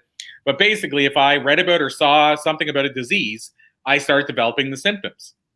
Well, nobody wants to admit that, but I'll tell you, Rhonda, when I started sharing that during my live talks, and it took a lot of years to get through it to be able to do that. When I started sharing that during my live talks, those were the points where people come up and say, thank you so much for sharing that. I would have never thought you went through that. I've been going through that, and I don't know who to share it with. Thank you for giving it a voice. Absolutely. Interesting. The things I had a quote one time I put it said, the things that we're most embarrassed to share is the thing that other people need to hear the most. That is very often true. Very often true. And there's a difference between sharing authentically in a way in hoping that it helps someone else, or even to help someone else recognize that their life seems so perfect on the outside, and it's not. Nobody's life is perfect. But there's a difference between that and just getting on and venting.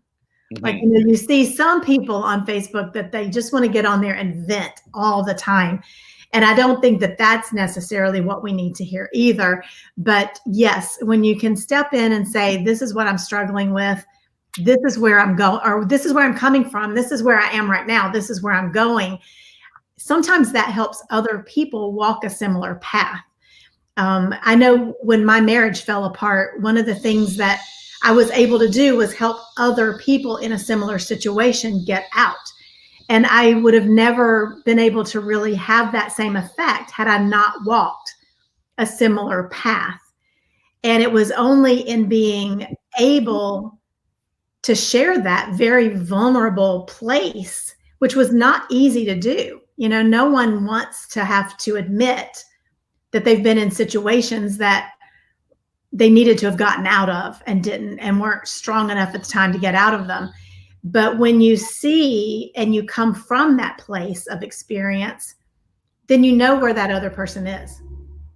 You know what they're feeling. You know what their fears are. You know what they're thinking. You know what they're hoping. You're always hoping that things will change. And so you're able to kind of step in a place that other people just looking in from the outside can't do. It's so true. And I'll tell you what it makes me think of it. I don't know why, but I always go with whatever the universe tells me as far as, intuition. But it makes me think of my girlfriend is very open about this, but she's been sober for 6 years, but she's a former addict. And she's always said that if she's going to a counselor or somebody else to talk to her about being an addict, she'll never resonate with the person that went through university and read books about how to be a psychiatrist or a psychologist or a counselor around addiction versus somebody who actually lived it.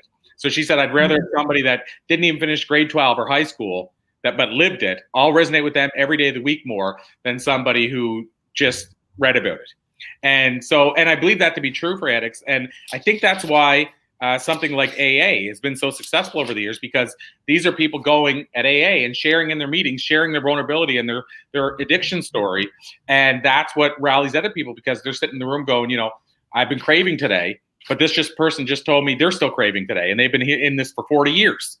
So there's a communal comfort in that. But again, I think that all comes back to, imagine if nobody in an AA room ever shared. I guarantee you, I can't prove it, but I guarantee you that there's been thousands of lives saved because people were willing to go in those rooms and share their vulnerability. Absolutely. Absolutely. So I love what you're saying here, because I think it's so important. So if we go in a bit of a different direction then, I've been asking a few of the guests today this one question that I like to get a take on. I never get bored of this question, and I've asked it, truthfully, Rhonda, probably 5,500 times, 6,000, I don't know how many now, but it's in the thousands and well above 5. But the question, I call it the time machine question. So if you could go back and talk to a younger version of yourself, maybe the younger version that wasn't willing to be so vulnerable and be so authentic, and give her one piece of life advice, what do you think you might tell her? I've thought about this question a million times, and on any given day, it's a different piece of advice. But I think probably I would tell her to become authentic more quickly. She was very much a people pleaser. That still tends to be my bent. I have to work really hard not to be a people pleaser. And it's taken me a long time, and I'm still in the process of figuring out, what is it I want? what do I really want out of life? Because most of my life was spent trying to do what other people wanted, or trying to make someone else happy or someone else proud. So I think I would tell my younger self, dig into who you are. Dig into what really fuels you. What do you want in life? And then figure out how that you can use to help other people. Because I do think the bottom line is, we're put on this earth to help other people walk the path that we're walking. But if we never know what that path is or was supposed to be, how are we supposed to help the people that we're here to help? So I think I would tell my younger self, just be you. Stop trying to please everyone else. Stop trying to make other people happy. Figure out what makes you happy, and then go from there.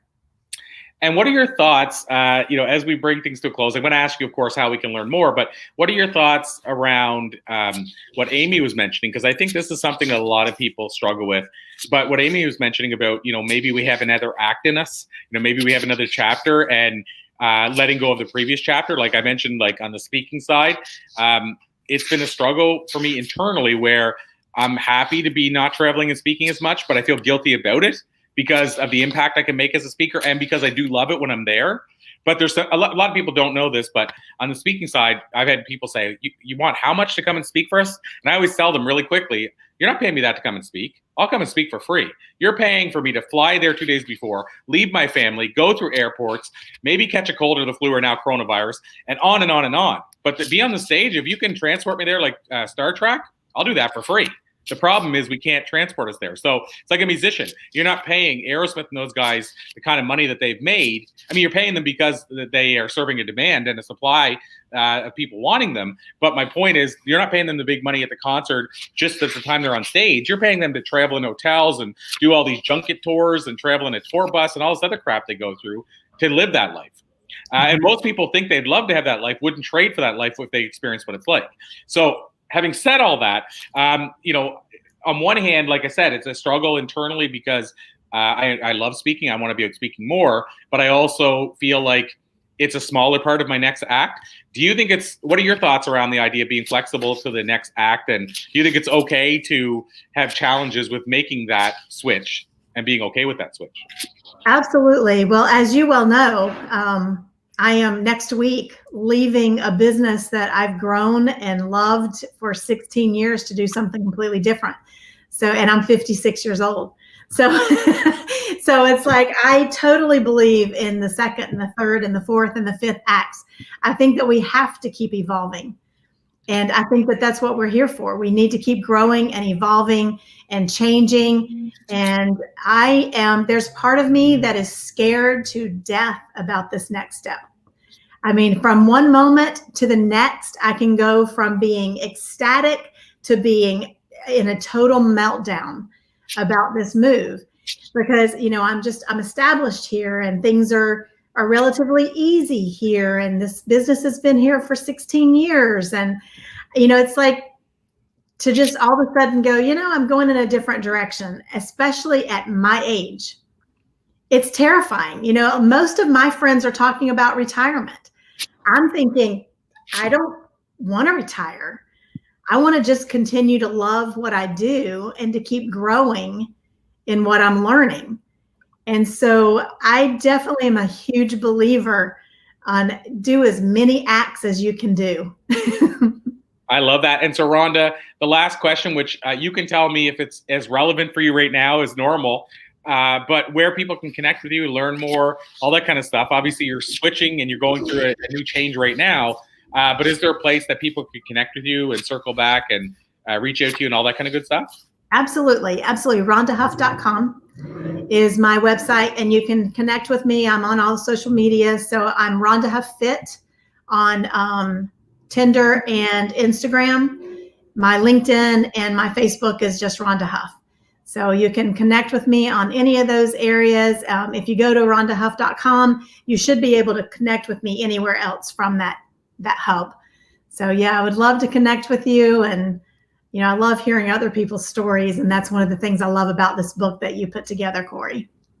Awesome. Well, thank you so much, Rhonda. It's been an absolute pleasure today. I'm going to call it to be continued. I think this is like our third interview, and we barely scratched the surface still. And now you have a whole new journey that we can explore next time. But I'll call it to be continued. And at the same time, I'm going to send you the most positive vibes ever for making a big life change. And I know you've got this. You're going to crush it. I mean, you're that type of person anyway. You're going to absolutely crush it. But at the same time, we're so excited to have you involved in this book and to have this be coming out at a time when you're making a big life change. So thank you for being a part of it, and thank you for being the person that you are. Thank you so much, Corey. I appreciate you. Merry Christmas. You too. We'll talk very soon. Thanks so much, Rhonda. See ya. Awesome. So our next guest, I'm going to keep this rolling. Sarah, really excited to have you here today. Sarah, I'm going to ask, because I've never had the opportunity to ask you this before, pronunciation of your last name. Willoughby. Willoughby. Okay, I would have guessed that, but I figured I would have butchered it, so I didn't guess it. And then it's the one time I would have got a really cool name right, and I didn't get the chance. Maybe that's good. Maybe that's a lesson about stepping out. You know, actually stepping up and taking a chance. But Sarah, I don't know if you had a chance to hear what we've been doing, but basically what we've been doing since for shorter interviews is rather than me doing a bio, which I would do if it was a longer interview, I've been actually asking everybody to tell me a little bit about their chapter and why it's important for them to get that message out now. And what happens typically within the interview and the Q&A is we get to learn about you anyway, all the way through. So I guess, welcome, Sarah, and can you tell us a little bit about your chapter? Sure, thank you. It's great to be here with you. So my chapter is about my journey to self-love. And my journey to self-love was through secondary infertility. So I'd already had a son and I wanted to complete my family and thought that would happen very easily. But actually what transpired over many years was this journey of grief and loss and trauma. So the pinnacle of the story is having been told that IVF was probably my best chance to have another child. And I was living in the UK at the time, and we'd gone over to Norway for the treatment because we thought we would, take the stress out of it, make it a holiday. The treatment over there was really good, success rates were good. And what happened was my body just overreacted to the drugs and my organs started to shut down. And I ended up in intensive care. And there's nothing that the doctors can do for you in that process.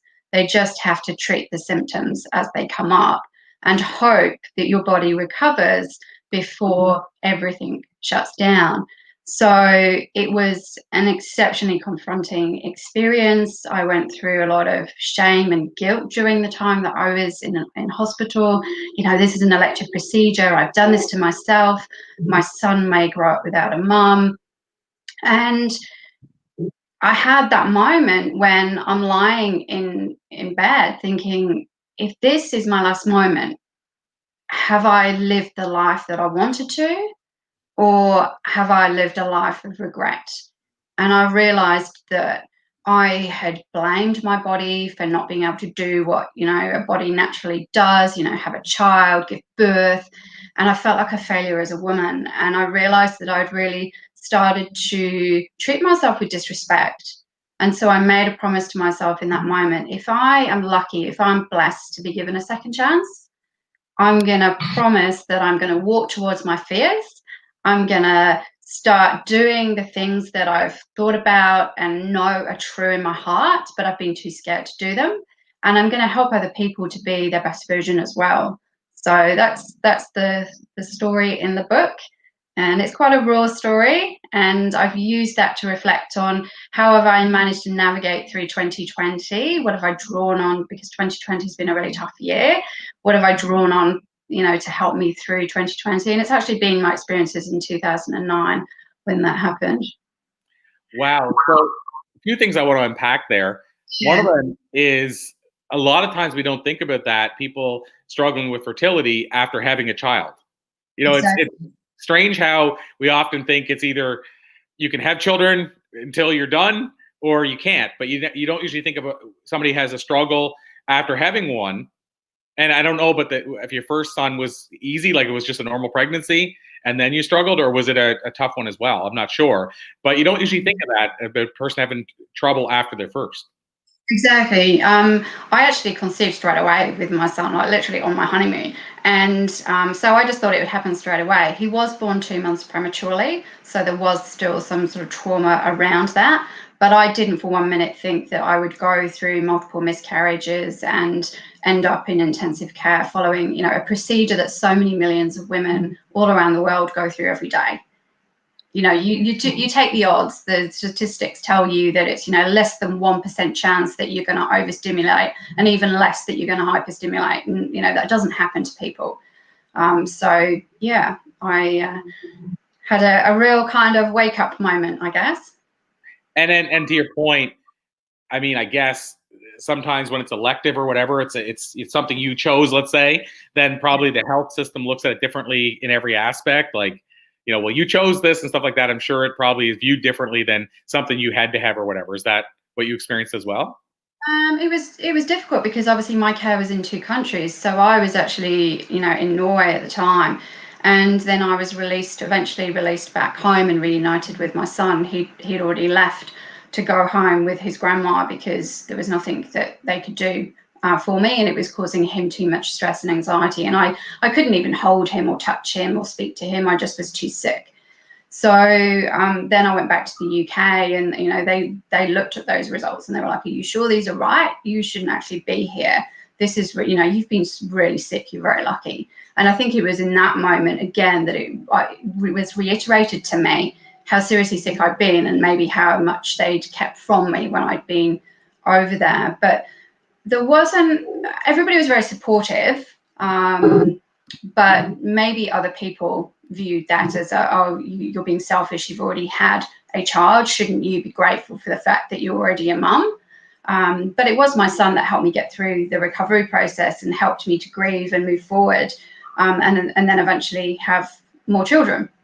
Well, I was going to ask you about that next, because I saw in your bio that you have 3 children. I see. Not even like just that one more. You've actually had 2 children since your son. Was that, I'll ask it this way. After having the experience you had, did you have a concern for the future, like having children again? Like, or was this something where you said, I want to bring more children into the world. I want to be a mom to more children. Like, I'm just curious what your thought process was after having that experience. Yeah, well, I was told I could never have IVF again because it would kill me. So that was off the table. We had 10 frozen embryos in Norway that they'd stored for us, and I actually got pregnant with twins. And then unfortunately, I lost both of those twins when we were in the process of emigrating over to Australia. So in amongst all of that, we decided to pack our lives up, move to the other side of the world. We didn't know anybody, we had no jobs, and begin a new life. And within 6 weeks of being in Australia, I fell pregnant naturally with my daughter. Wow. Which was pretty crazy. That's so amazing. Yeah, like I said, a lot of people, again, I guess in this case it was natural, so it wasn't the same situation at all. Yeah. And so I guess the other side, this is just me being a curious person because I don't know a lot about it, but whenever you had the challenge and you were lying in the hospital, did they say you should try to have children again, or did that have no effect at all? Like, was that not 2 separate things, or like, was it, you have children after you have a situation like that, or is it not at all? Like, I don't know a whole lot about it. Yeah, the process of going through the frozen embryo transfer doesn't involve any hormones or any drugs. So it was perfectly safe for me to go through that process. So in theory, I had 5 chances to get pregnant because they always put 2 back at the same time to increase your chances, because it's such a low percentage chance of falling pregnant with a frozen embryo. So that was our plan. And then in the midst of all of that, we got our visas through super quickly to move to Australia, and I'd lost the twins, and we were like, right, okay, let's go. And then we had to start working through the process of how do we either get back to Norway to have another go at the right time when we can afford to do it, or how do we fly the embryos over to Australia, and Norway weren't releasing them. So at that point, we felt pretty stuck because we didn't have enough money to fly back to Norway because we just packed our whole lives up. We didn't have jobs. The whole process had cost a fortune. And yet we were then being told, actually, they won't fly them to us. So, yeah, it was a bit of a tricky one. But in the end, the universe pulled it all together for me, and we didn't need that to happen. So very, very, very blessed.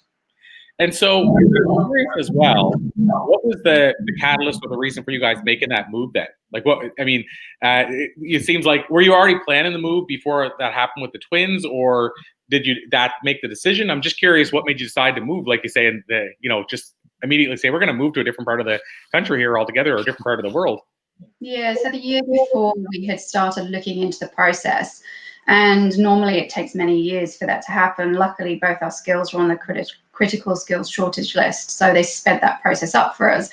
But we literally packed our lives up from the point that I was pregnant with my twins, and we gave our 8 weeks notice at work. We packed our lives up, lost the twins, and a couple of months later, we moved over. So it all happened very quickly in the end. But the drive for moving over was to really just embrace life. And we'd done a secondment previously to China. So we'd lived in China with my son when he was a baby, and we'd loved it, and we'd wanted to go and do another overseas secondment for a couple of years. But then the UK hit recession, and we knew that wasn't going to happen unless we initiated it. So we loved Australia. We'd spent some time there about 5 years prior, and I'd always felt like Melbourne was home. It was like that feeling of coming back home, and I cried when I left. We'd only been here 3 days. It was crazy. I've never made a decision like that in my life. But yeah, everybody thought we were a bit crazy. You're going to go over, you've got no jobs, and you can't come back because there's a recession. So you've both left good jobs, and what's going to happen if it doesn't work out? And we kind of didn't really have a plan B. We had to make it happen. We had to make it work. So, but I've never looked back. It's been the best decision of my life. Amazing. And so my next thing I want to ask you about as we start to wind down is in terms of what, making the decision you did and going through the stuff that you went through, what would you hope is first of all, the takeaway that people have either when they read your chapter or when they hear your story in general? Like, what would you hope people take away from the experience? The main takeaway from the experience is that life is really short. We know that we're all going to die, but we live like that's not a reality. And when you get that wake-up call, you realize that, all we really have is the present moment.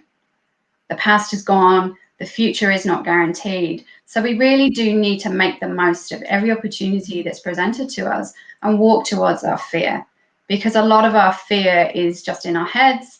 And actually what we're walking towards is less scary than the procrastination and the fear that we use to block us from taking that step and moving forward.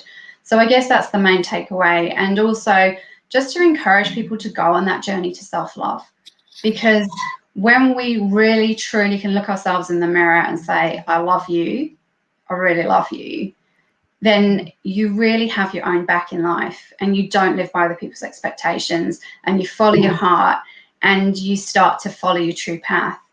And it's amazing what can unfold when we do that. I really dig that, because what you said there about us making those decisions and and following through on them, I feel like one of the worst things that we can ever have is regret about what we didn't do. And so it's so amazing to see how many people don't follow through because they think, oh well, this could happen or that could happen, but yet meanwhile them not doing it, not taking that chance, the regret they may feel 5 years or 10 years later would probably be much worse than what they'd feel if they failed at trying something they loved. So I love that you say that. So Sarah, the last two questions I have, people have heard me ask both these questions today. One is my time machine question. You might have heard me just ask it, but I like to ask people this one question that I've asked thousands of times, which is if you could jump into a time machine and go back and talk to a younger Sarah and give her one or two pieces of life advice based on what you've learned in the years since, and it might be what you just shared a minute ago, but what do you think you might tell that younger Sarah? So many things, Corey, but probably one of the big ones that I've learned over the last 5 years is about vulnerability. And I think this year, more than any other year, so many people have found themselves facing vulnerability. And we see vulnerability as a weakness, but actually being vulnerable and asking others for help is our greatest strength in life. And I wish that I had realized when I was younger that no problem was ever my own, that there's always other people around that share that problem or can help us to fix it. But walking towards ourselves and being prepared to be authentic in who we are, being truly vulnerable is one of the most liberating experiences that we can ever go through. And I really encourage people to realize that, because everybody's life, everybody's got challenges and everybody's doing it tough at some point in some way or another, and we're all connected. And so if we can be there for each other during the hard times, then we sure have, you know, many, many more good times to enjoy. So I think that's the main advice I'd give to myself. Awesome stuff. Well, Sarah, there's never enough time. This has been an absolute pleasure. Never enough time. I'm going to call it, and I've been doing this all day, but I'm going to stay by this.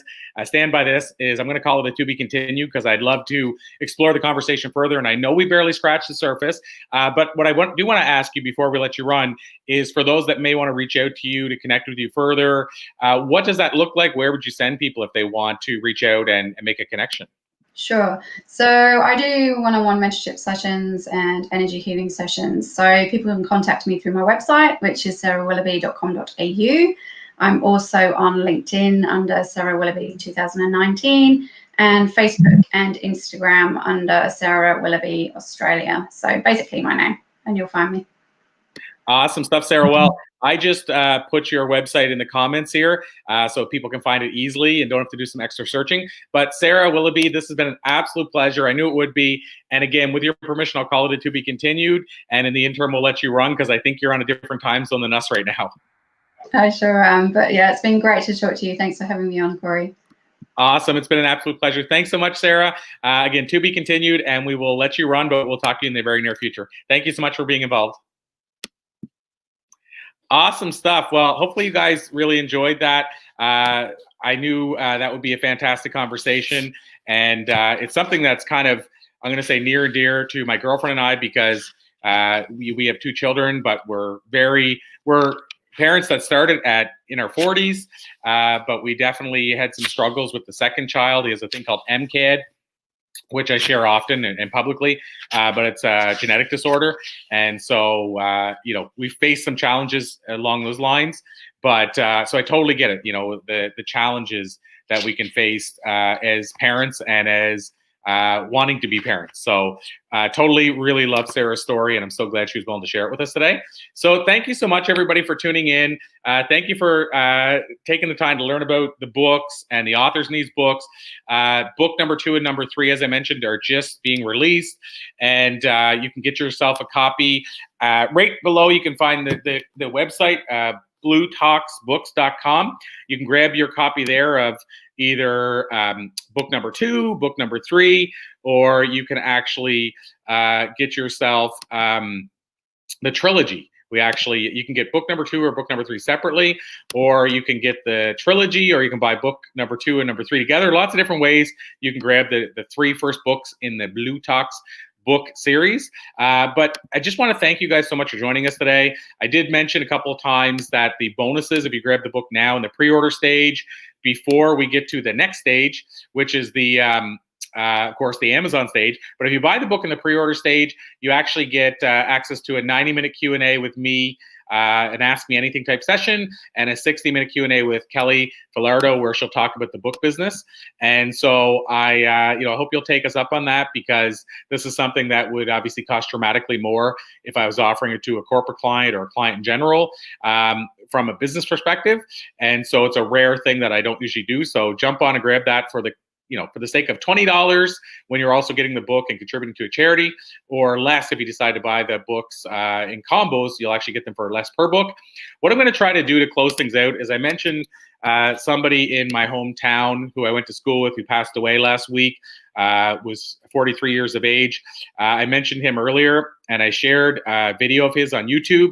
I'm going to try to see if I can share a screen and close this out by sharing his video right here on StreamYard. I'm not sure. We'll see if it works or not.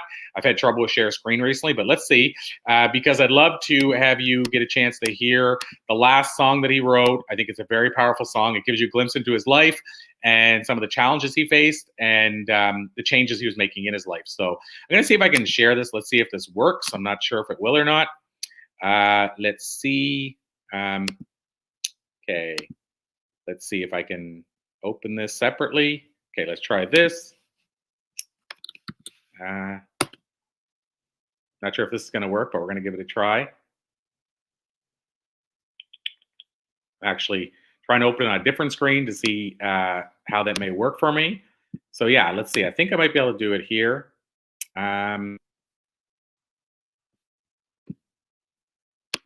Okay, let's try this out and see where we get.